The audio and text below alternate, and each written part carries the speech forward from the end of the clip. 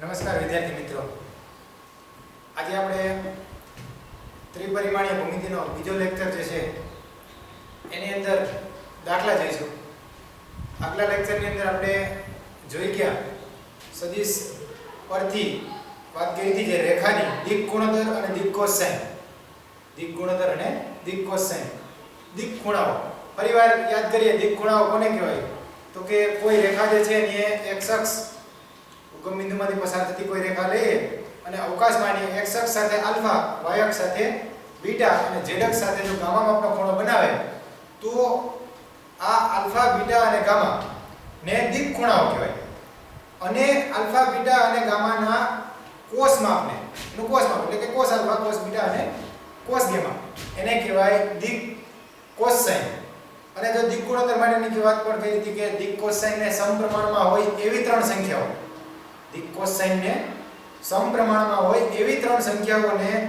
દિક ગુણોત્તર કહેવાય. તો દાખલા જોઈએ, સ્વાધ્યાય 11.1 દાખલા નંબર 1. જો કોઈ રેખા x અક્ષ, y અક્ષ અને z અક્ષ સાથે અનુક્રમે 90 અંશ, 135 અંશ અને 45 અંશ માપના ખૂણા બનાવે તો તેની દિક કોસાઇન શોધો. x અક્ષ, y અક્ષ અને z અક્ષ સાથે અનુક્રમે એટલે કે x અક્ષ સાથે 90, y અક્ષ સાથે 135 અને z અક્ષ સાથે 45. તો આપણે લખીએ કે અહીંયા જે દિક ખૂણાઓ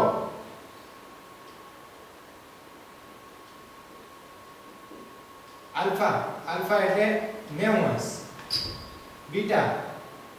બીટા એટલે 135 અને ગામા એટલે કે 45 અંશ. તો આ દિક ખૂણાઓ છે. તો માટે દિક કોસાઇન માટેની વાત કરીએ કે દિક કોસાઇન માટે શું થાય? તો કે આની ઉપરથી cos આલ્ફા, cos આલ્ફા એટલે કે cos 90,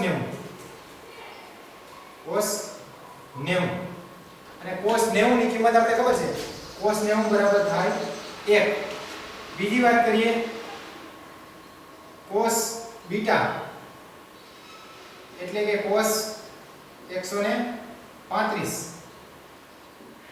cos 135 ની કિંમત આપણે લખીએ તો આપણે ખ્યાલ છે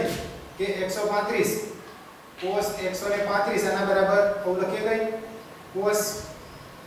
90 પ્લસ 45. આપણે 11મા ધોરણની અંદર ત્રિકોણમિતિમાં વાત કરી ગયા, કિંમત ગણતરી શીખ્યા છે. 90 કરતા વધારે હોય તો કઈ રીતે કિંમત બદલવી? આ 90 એટલે વિધેય બદલાઈ જાય, cos નું થઈ જાય તો કે sin 45 અને નિશાનીનો વિચાર કરીએ તો 90 પ્લસ એટલે બીજું ચરણ છે. એટલે બીજા ચરણની અંદર cos જે છે એ ઋણ હોય એટલા માટે અહીંયા આવશે માઈનસ. તો sin 45 ની કિંમત આપણે ખબર છે કે 1 ના છેદમાં વર્ગમૂળમાં 2 અને આગળ નિશાની માઈનસ એટલે કે cos 135, cos 135 એટલે થાય માઈનસ 1 ના છેદમાં વર્ગમૂળમાં 2. અને ત્રીજી વાત આ જ પ્રમાણે કે તથા cos ગામા, cos ગામા એટલે ગામાની કિંમત કેટલી આવી છે? તો 45.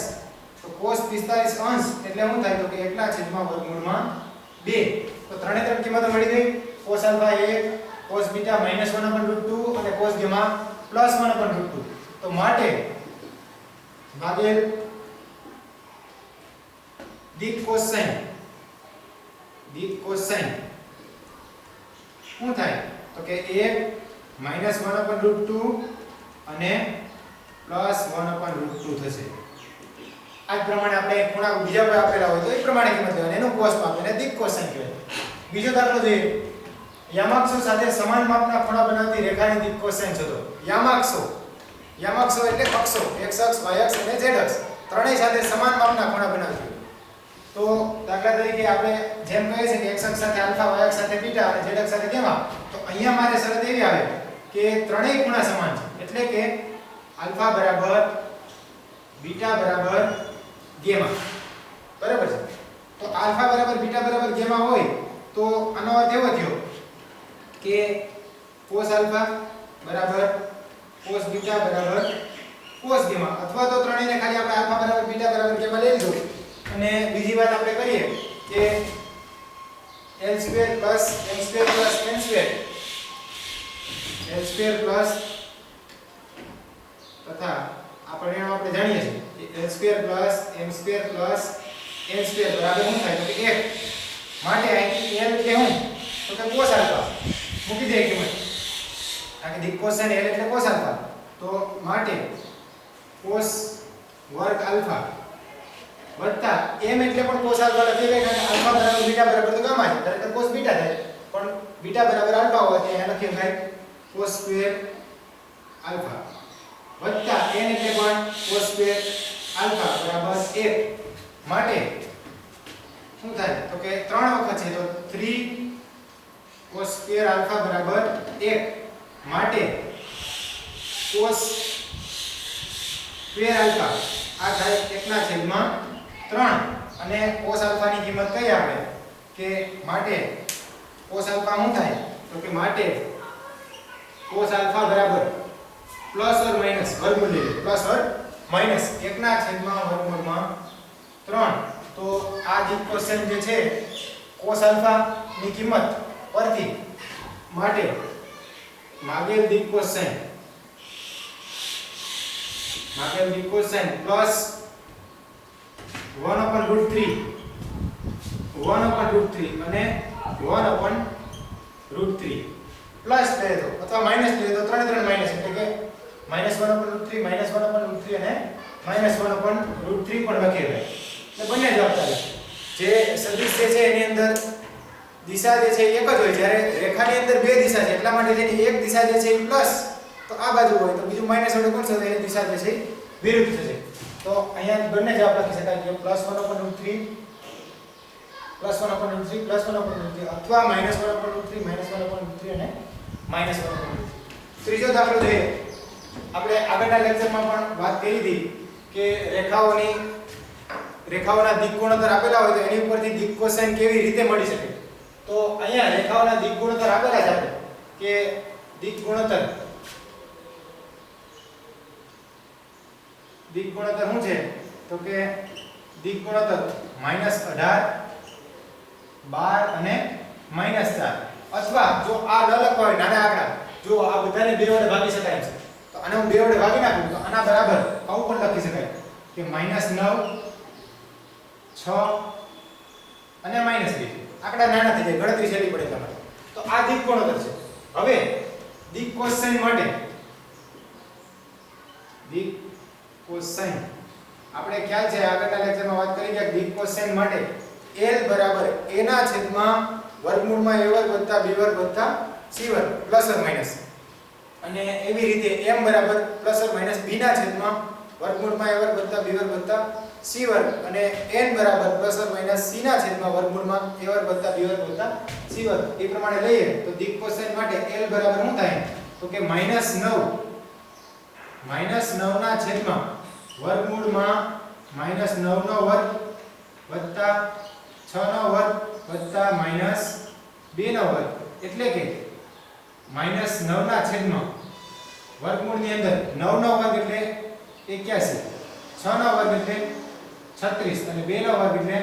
4 તો આ શું થયું તો કે માટે l બરાબર -9 ના છેદમાં -9 ના છેદમાં 81 36 અને 4 36 ને 4 40 અને 81 એટલે વર્ગમૂળમાં 121 એટલે કે l બરાબર મળશે -9 ના છેદમાં 121 નું વર્ગમૂળ થાય 11 આ l મળી ગયું તથા બીજી વાત કરીએ કે m બરાબર શું થાય તો કે b ના છેદમાં b એટલે અહીંયા 6 છે તો 6 ના છેદમાં વર્ગમૂળમાં ફરીથી આ પ્રમાણે કે -9 નો વર્ગ